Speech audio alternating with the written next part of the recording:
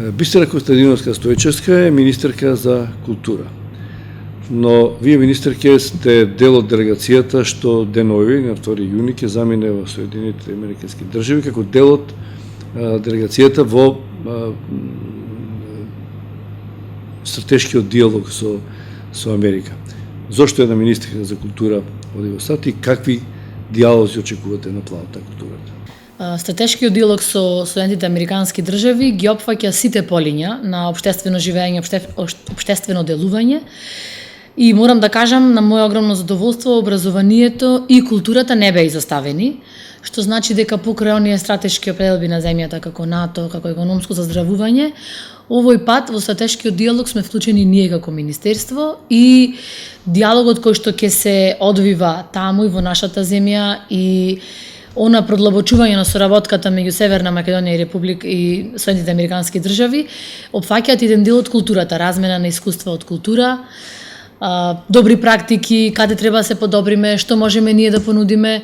На моје огромно задоволство, културата овој пат не е исклучена од стратешкиот диалог, што навистина представува еден голем исчекор во унапредување на практиките во култура и како се гледа на култура во Република Северна Македонија. Генерално некој договор или веќе има и конкретни проекти, конкретни задачи, воркшопови или на што ќе се темели?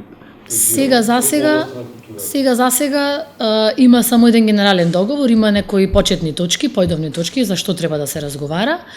Одржани се само неколку состаноци и сега се надевам дека со оваа посета на владината делегација на Соединетите Американски држави ќе добиеме конкретни чекори и понатаму тој диалог ќе биде постојано активен и активностите ќе бидат со цел и она што треба да го очекуваме да добиеме како резултат од овој стратешки диалог, особено во полето на образованието и култура. Може да се каже дека културата на некој начин, и може моје лично мислење, е запоставена во медиумскиот простор во државата. Зошто е тоа така?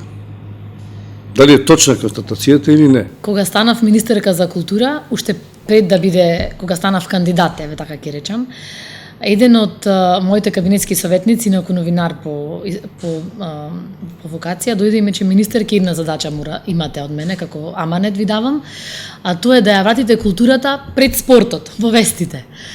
Да, јас морам да се согласам дека на културата многу малку внимание се посветува, а морам да напоменам дека од моето досегашно искуство е дека секогаш културата добива примат претходно по негативните случувања се искажуваат во јавност, отколку по позитивните.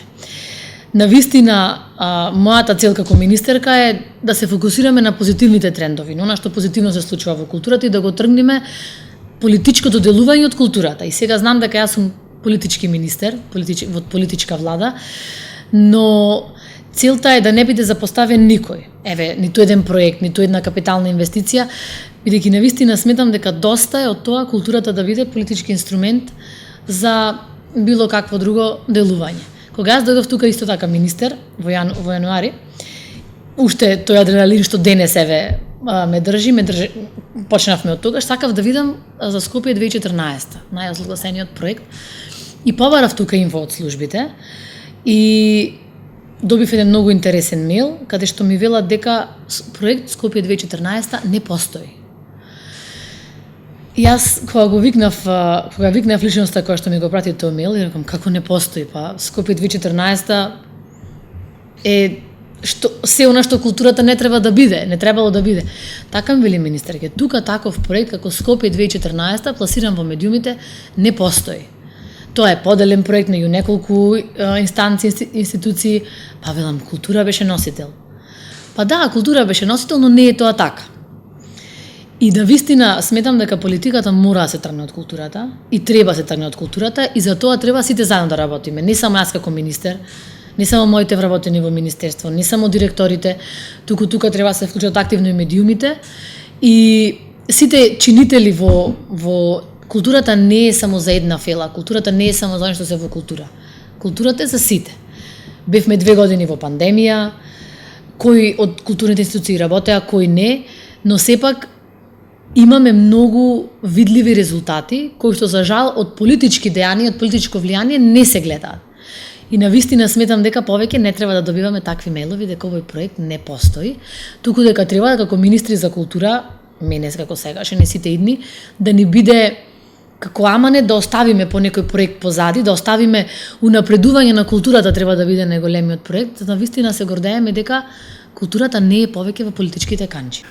Не ме прашал случајно, мислам, за односот на културата, особено, мислам, че и секојаш била важна, но особено кога се политизира во меѓународни рамки, кога сега сме на еден пат на апроксимација кон неу, кога се докажуваме и со бугарите, и сакаме да докажеме дека имаме некој темел културен дома, дека не сме насадени од 45-та, е многу важно да ја афирмираме културата. Вие во рамки на овој 5+1 проект имавте и средба во Софија со бугарските колеги. Како е соработката? Мислите дека може тоа нешто да излезе да ги испегламе односите на планот на културата, бидејќи тоа може да е најдобриот план за некакво доближување?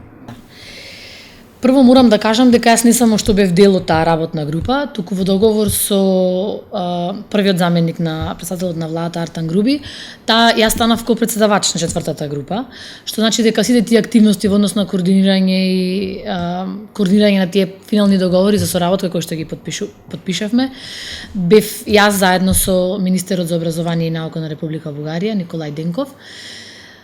Пред се, како човек кој што доаѓа од полето на образование, морам да напоменам, и тоа секогаш го кажував и во други интервјуи и во други изјави, дека соработката која што ние имаме на ниво на таа група во однос на млади, образование и наука, култура, млади и спорт, не е ништо ново. Едноставно, тоа е нешто што ние требаше да оставиме на хартија и евентуално да го збогатиме со некој проект плюс. Таа соработка години уназад постои. Проблемот беше дека треба да ја афирмираме, да ставиме малку повеќе на да речам на пиедестал или да ја малку повеќе да ја актуализираме, бидејќи од секогаш постои размена меѓу културните институции. Од секогаш постоеле гостувања наши во Република Бугарија и нивни кај нас. Ние имаме таму културно-информативен центар кој што има многу богата програма. Јас кога бев на првата владина средба, ојдов малку порано во Софија, имав средба со се она што таму се случува, со представници, со уметници кои што таму работат и творат во рамките на тој културно-информативен центар, и морам да ви кажам дека преведувачката дејност е на високо ниво, гостувањата се на многу високо ниво, изложби, театри, аматерски театри се на многу високо ниво. Студенти долги години уназад, и знам дека уште многу години ќе одат на размена по универзитети во Република Бугарија.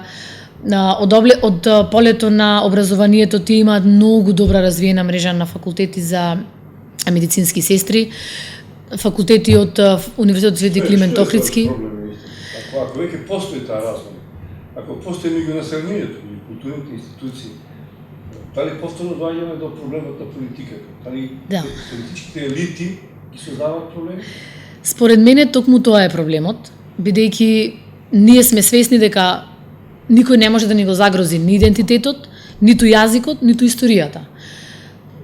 Како лингвист, јас најодговорно тврдам, а тоа мислам дека секој друг може да го потврди, дека македонскиот јазик е засебен, стандардизиран, кодифициран, е засебен со своји особености. Тоа никој не може, ниту една негативна реторика, тоа не смее нас во ниту еден момент да ни го негира. Ниту историјата.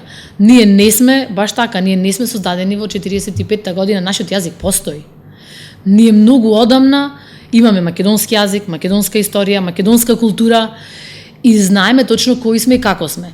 Затоа велам дека соработката на таа група е континуирана од порано и ќе продолжи понатаму, бидејќи тука нема пречки. Сепак тука пречка беше онаа негативна реторика која што се појави во изминатиот период, која што за жал продолжи со постапката која што се случи во Битола со отварањето на културно-информативниот центар или културен центар. Дали битолчани беа свесни што се? Прво, локално, че тие живеете, вие сте битолчан. Да. Само нека знаете кај се направи, од кога е тој клуб, дека луѓето се познати на Битолчан. Видете, тој клуб е контроверзен не само по името кое што го носи, значи Иван Михајлов ВМРО стои во насловот на тој културно-информативен клуб или културен клуб. Како битолчанка и како човек, јас морам да кажам дека во Битола никогаш немало проблеми кој на која заедница припаѓа или кој како ќе се изјасни. Дали бил бугарин кој што живее во Битола, или бил албанец, или бил турчин, или влав кој што живеел во Битола. Ова беше едноставно провокација во едно време кога ние навистина се обидуваме да пристапиме кон неу и да докажеме дека јазикот, културата и идентитетот се засебни, но ние мораме да продолжиме заедно кон патот на ЕУ и мора тоа вето да биде тргнато, отстрането. За мене како битолчанка тоа беше чиста провокација, бидејќи официјалната делегација, еве така да ја кажам, која што присуствуваше на отварањето на тој клуб, беше збунувачка пред се. Нема да кажам дали беше политички подобна или неподобна, беше збунувачка. Бидејќи имавме многу средби со премиерот и со министрите, провокација беше во ваков сензитивен период тој клуб на Ванчо Михајлов, кој што да се потсетиме дека на првиот конгрес од ВМРО ДПМН тие донесо декларација дека ќе ги следат начелите на историското ВМРО со кое што последен пат председаваш Иван Михајлов. И тоа беше збунувачко. Јас само долго ќе кажам, бидејќи Иван Михајлов, јас бев во музеот на ВМРО, да се уверам дека навистина постои таква фигура. Меѓутоа, она што го видов од сликите на отварањето на музеот на ВМРО беше дека дури да се стигне до осачната фигура на Ванчо Михајлов, беа наредени Хитлер, Бенито Мусолини и сите, кои што имаме представници во опозицијата кои што најостро ги осудуваат. А него осудија Ванчо Михајлов тогаш во 2011 кога беше отворен музеот на ВМРО. Овој клуб постои се уште, работи, отворен? Има некој таму? Не сум била, меѓутоа постои, да, постои. Дали беше отворен само заради поканата на бугарската делегација, па сега е веќе затворен, или си стои отворен и како реагираат битолчани, речеме денеска? Знам дека на денот... Не дојдеше делегацијата. Дали тој сам по себе беше провокација, тој не се отвори дента кога дојде... Да, таму имаше еден обид да се отвори тој клуб пред неколку години, меѓутоа заради приватни причини на председателот на клубот, се пролонгира тоа отварање, па има, мислам дека има и проблеми со простори. Зошто токму сега и зошто токму во овој период, веројатно треба да одговори другата страна. Дали сега работи тој клуб, јас не знам, иако ми е буквално зад мојата куќа. Значи не сте биле дома? Не сум била во клубот. Не, едноставно не. Како ви се чини овој процес на евроинтеграција генерално, бидејќи сте на некој начин и дел од тие разговори, преговори, доближување на народите, смалување на говорот на омраза преку културата. Има ли перспектива да се крене ветото од Бугарија и што би правеле ние доколку тоа не биде така? Бидејќи пред извесен период лицитиравме во еден минат период лицитиравме со дати, со кога ќе добиеме, како ќе добиеме, јас не би сакала сега во очи на она што сега се очекува во наредниот период да кажам дали да ќе го кренат или нема. Јас ќе кажам дека ние како не само сега, од кога сум јас дел од владата и во претходниот состав, навистина направевме многу. И сметам дека како држава направивме многу и отстапки и чекори напред, меѓутоа имаме уште чекори кои што треба да ги направиме. Сега институциите, како и претходно, работат со полна пареа за навистина и внатре да покажеме резултати, но да покажеме резултати пред меѓународната заедница. Ќе ми биде многу криво доколку тоа вето не се отстрани, бидејќи навистина се основа на нешто кое што не постоеше, се дури не се предизвика. Значи тоа испадна дека некој го предизвика, па еве сега видите што се случува и сега заради ова ние ставаме вето. Никогаш немало говор на омраза во Република Северна Македонија кон бугарите, ниту пак некогаш ние сме гледале на нив како нешто што не треба да тука да има, како што реков, никогаш, особено во овие последни 5 години, секој имал можност да се изрази како што сака, имал можност да се прокламира што сака да биде. Дури мислам дека таа слобода некаде малку и можеби ги премине и границите, меѓутоа тоа е добро. Демократијата е секогаш добре дојдена. Да не се чудат многу гледачите зашто разговараме со Министерката за култура за политички и евроинтегративни прашања. Само ќе напоминам дека вие како пратеничка во Собранието членувате во неколку комисии, меѓу кои комисија за европски прашања, па бевте член на делегација на Собрание во парламентарното собрание на Совет на Европа, па бевте во пратеничката група за соработка со парламентот во Унгарија, со парламентот на Чешката република, на кралството Белгија и така натаму. Значи, генерално, вие вашиот бекграунд е меѓународно политички. Добро ги познавате. Најактивен ангажман беше тој во парламентарното собрание во Совет на Европа. И таму прилично добро имавме и контакти со бугарската делегација, сите тие промени во текот на тие избори, тие што ги има во една година. Но тоа искуство таму и тоа учество во таа парламентарна група мене ми даде можност да ги увидам какви се позициите на нашата земја, позициите на другите земји, навистина како оди тој процес на и на лобирање на Толку тоа е прашање, значи на македонската дипломатија се чини во изминатиот период, или вие кажете, дали создаде доволно пријатели кои што во минатото ги немавме, изминатиот, да речеме, 10 годишен период на владењето на Никола Груевски, бевме на некој начин изолирани. Нека е тоа е моје лично мислење, но фактите говорат дека е така.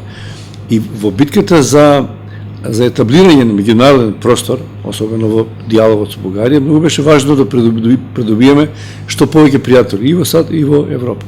Мислите дека е постигнат таков успех, дека имаме повеќе пријатели во светот? Да.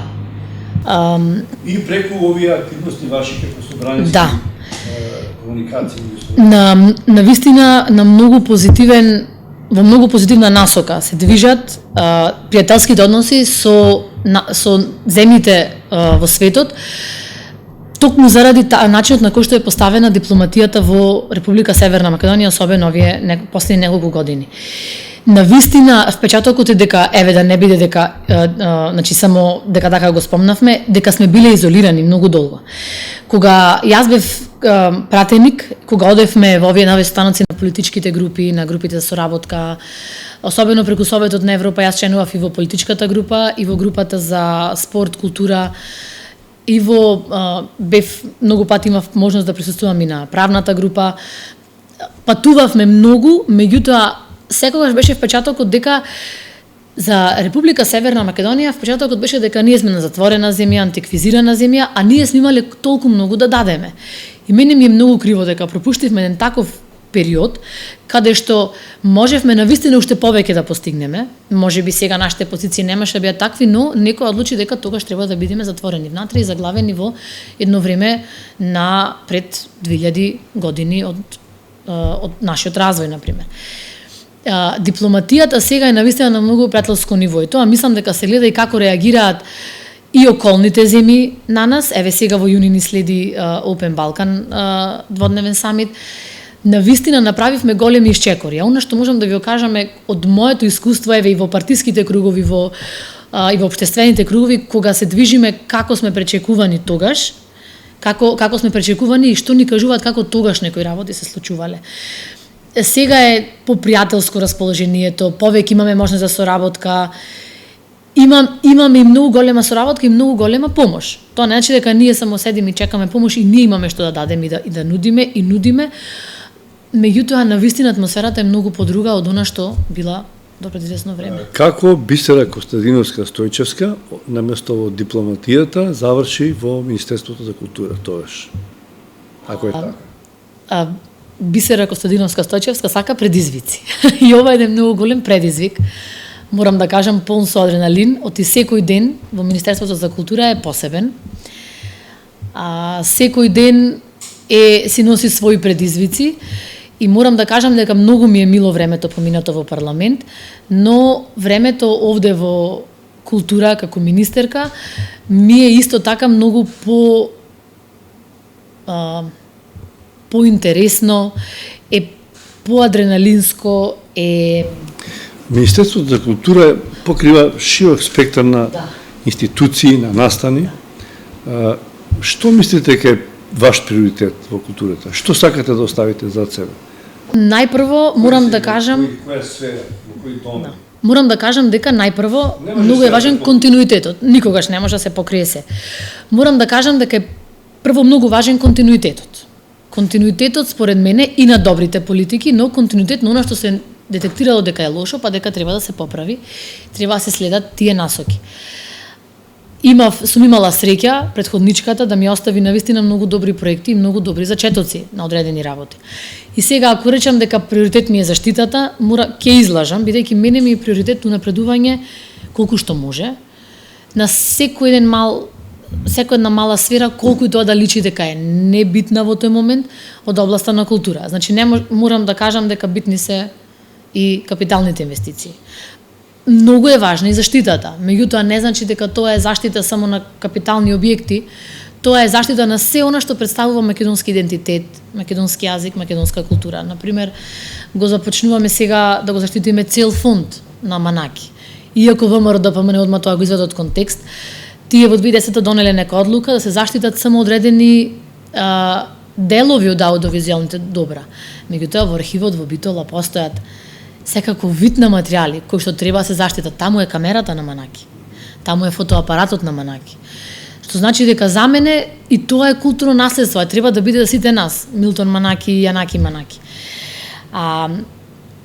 Ние сега го почнавме процесот да ги заштитиме обичаите од галичка свадба. Тоа е културно наследство. Културно наследство ни се охридските бисери, културно наследство, како што ни е Матејче, културно наследство, и Небрегово ни е културно наследство, така ни се културно наследство и сите овие обичаи. Според мене, само така ќе го јакнеме тоа чувство на македонски идентитет, кој што еве на моменти некој се обидува да ни го разниша. Македонски јазик, македонски идентитет, фолклор и историја, доколку навистина се фокусираме со заштита на она што ни е нас вистинско наследство. За жал, ние нема да се, како влада, јас како министерка, никогаш нема да посегнам по она што се случуваше за време на градењето на Скопје 2014, а тоа да ја спуштиме заштитата на оние објекти кои што беа од монументално значење, за да изградиме нешто кое што денес, морам да кажам дека и тоа како се распаѓа. Што ќе направите се една голема дилема? Се распаѓа, точно, и ќе се допрва ќе се распаѓа, веројатно. Ќе ги одржувате, ќе градите, ќе рушите, тоа е една вака културолошка, но и политичка дилема. Бидејќи пред вчера беше одбележување на денот кога почна револуцијата на водници против тоа, вие бевте ми се чини и дел од тоа и сега треба да го заштитите тоа против што може би се загубите. Морам да ви кажам дека се е тоа заштитено. Добро се работело во однос на Скопје 2014, се е тоа заштитено, се е тоа легализирано, што значи дека не постои, да. Да. Тоа да, тоа никогаш јас нема да го заборавам, дека Скопје 2014 не постои. Во Министерството? Да, во Министерството. Дека Скопје 2014 не постои, а од друга страна, најскапиот објект, само броиме, најскап објект, најскапи восочни фигури, најевтини објект е старата учителска школа. Бидејќи, нели, идентитет, тие беа македонци, ние не бевме. Видете, тие објекти се тука и постојат. Македонскиот народен театар е сместен во еден таков објект. Сега имаше бргу исто така едно прашање до мене од новинари што заправам оградата се распаѓа. Па сега видите, оградата се распаѓа во МНТ е 6 години објект, 7-8 нека е пуштен во употреба. А Центарот за култура во Струмица е стар колку мене, па тек сега ќе го реновираме бидејќи досега добро се држел. Значи сега ќе одиме со целосна реконструкција да го направиме и малку по енергетско ефикасен, а што значи дека тие објекти кои што се колку мене, сега доаѓаат на ред да бидат реконструирани, а објектите од Скопје 2014 се распаѓаат, а се колку? Многу помлади од мене, да. Така да со нив мораме некако да ги одржуваме, бидејќи имаме институции внатре. Може би тебе енергетски од надвор да ги изолирате за да бидат ефикасни енергетски и така ќе се заштита. Па некоја нова фасада со која што ќе се заштита. Добро. Но не успеавте да донесете вие или кој стратегија и програма за Гоце Делчев, речеме година. Иако беше многу клучен, се покажа дека бил клучен 150 годишнината во ова докажување чифе со бугарската историографија. Како да застанавме, малку заостанавме за тоа што бугарите, иако нив не име фаворит Гоце Делчев. Прво, тоа не значи дека нема да одбележиме годината на која што е толку битна. Точно е дека преку Собраниската комисија програма не се донесе, бидејќи Собраниската комисија заради тоа што нели опозицијата имаше обид да имаш мнозинство во парламентот, па бевме заглавени во таа лимбо ситуација, имаат, немаат. Па заради оставката на тогашниот премиер, па заради изборот на нова влада, комисија за култура не се одржа и таму не само ова иницијатива за 150 години раѓањето на Гоце Делчев, многу други иницијативи не помина. И се до тоа сега ние ќе го изменаџираме преку разни настани кои што Министерството за култура го финансира преку годишната програма.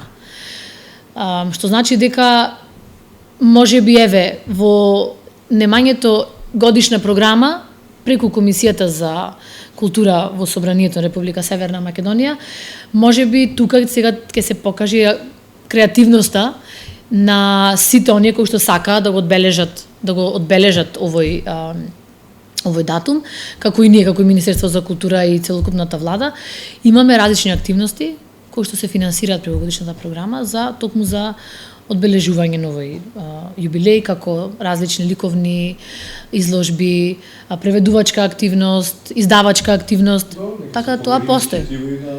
На пониско ниво локално. Да. Да. Чекаме централата. Па да, затоа реков, можеби сега тука креативноста ќе биде во прв план и ќе видиме. Работата на еден министер за култура е да се грижи за културното наследство на македонскиот народ, јазик и така натаму, но свесни сме дека Македонија е мултикултурно општество, мултикултурна заедница каде што сите етнички заедници имаат право да ги развиваат своите посебности. Како успевате да балансирате во распределбата на средства и генерално во заштитата на културата на секоја етничка заедница во Република Северна Македонија? Со годишната програма... Да, и тоа е многу нормално побарување, да речам. Со годишната програма се води сметка за распределба на средствата по секој основ. Тоа морам да го напоменам.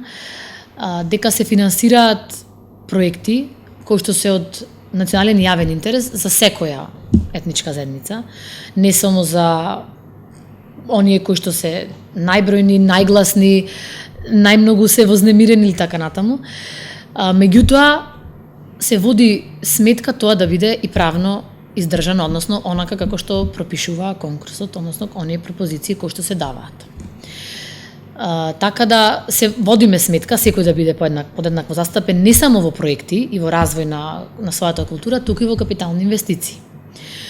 Морам да кажам дека никој не е одбиен, но сепак тоа се движи во рамките на буџетот на Министерството за култура, во рамките на каде е навистина потребно, каде е повеќе потребно, каде може тоа да биде преку неколку години да се прави и да биде според пропозициите еве на конкурсот пред се. Бидејќи имавме ние некои реакции, зошто некој добил, зошто некој не, но тоа е се според тоа како беше конкурсот пропишан. Оваа година конкурсот ќе го унапредиме уште малку повеќе, да биде цел процес да биде транспарентен за јавноста, да нема повеќе дека Министерството. Повторно мислам дека е моје лично мислење, ама е предизвик за вас да ми кажете дали е така, ако сте веќе навлезени во културолошките проблеми на етничките заедници и на овој народ што живее заедно. Ние сепак имаме различни културни приоритети, различни културни изразувања и вредности и понекогаш како да сме заедно, ама живееме одвоено. Колку културите успеваме да ги измешаме, колку знаеме едни за други, колку е тоа можеби прашање на Министерката за култура или прашање на самите културни институции или на самите граѓани интересот за културата на другиот. Политичкото влијание кој што досега се случувало во културата е причина за тоа зошто нашите култури и не сакам да речам одбиваат да се мешаат, туку се имаме таков впечаток дека доволно една покрај друга, така? Да. Од моето искуство досега, сите култури кои што тлеат или кои што живеат нова поднебје се навистина секоја посебна сама за себе и се секоја прекрасни сама по себе. Како министерка за култура јас не можам народски кажам да ги фатам за уши, вие мора да се измешате. Тоа сепак мора ние да го разбереме дека секој сам за себе не може да опстои. Па макар и во културата. Еве, пред 2 недели, јас бев на премиера во Битолски театар, на представа во режија на Кендрим Ријани. Феноменално дело. И тоа мора секој да го гледа. Но ако на некој тоа му е пречка, било кој аспект од представата или од авторот или од режирањето, на некој тоа му е пречка, зашто не ја гледа таа представа, тогаш ја жалам што ако тоа е така и навистина многу се губи. Представата е феноменална, тимот кој што ја работи представата и глумците кои што глумат внатре се феноменални. Ова не го велам јас само дека се работи за Битолски театар, но навистина таа е представа кој што секој од нас треба да ја гледа. Сега во Битол има фестивал на монодрама, имаме разни културни активности кои што мора да ги гледаме ослободени од било какви рамки, од било какви верувања, од било какви стереотипи, но за жал политичкото влијание и она, може би речем, антиквизација што се случувала тука, си го направи своето. Очигледно не можеме да избегаме од политиката, влијанието е огромно, наместо да не обединува, таа не разделува, и тоа се случува и не само меѓуетнички, туку и интраетнички. И македонското етничко ткиво е поделено меѓу ВМРО, СДС и другите партии левица. И кај албанците е слично. Ние сега имаме повторна блокада во парламентот. Како на ова гледате ќе се одрази тоа и на културата или генерално воопште?